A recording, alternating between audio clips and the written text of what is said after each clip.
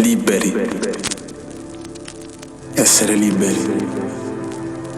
Non solo dai carceri mentali imposti violentemente dalle proprie convinzioni, ma anche dalle proprie condizioni. Mattoni su altri mattoni di restrizioni sociali.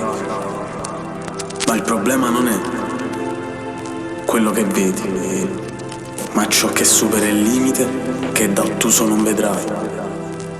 Quando non c'è una fine, non vuol dire che essa non esiste.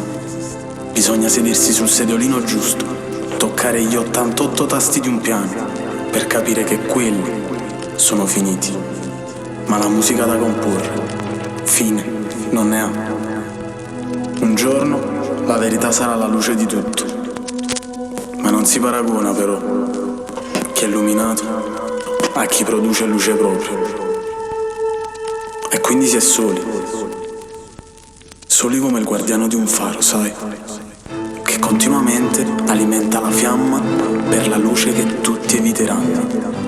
Ci servono energie proprie e non la forza di una mano che non solo tira i pugni contro le proprie morali, ma ruota una carica a molla inchiodata da loro nei nostri cervelli. Scida, ci ha mascetato. Il tempo sta passando, tu ricordi? Siamo più vicini al domani che al secondo precedente.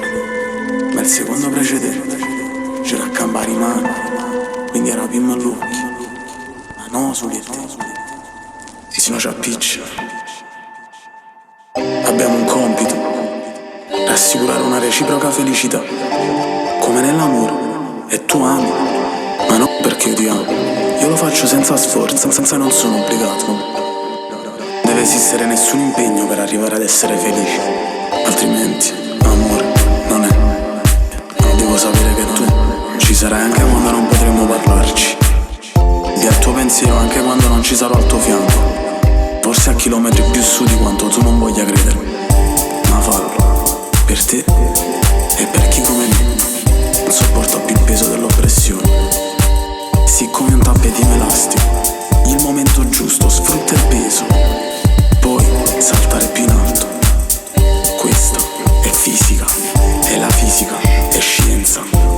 Se tutti la considerassimo, potrebbe essere il pane per i nostri denti e non più per i loro.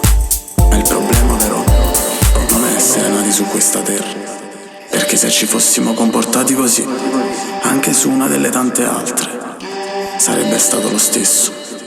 E la colpa non va neanche a chi ci opprime, ma a chi oppressa e non fa nulla per essere libero.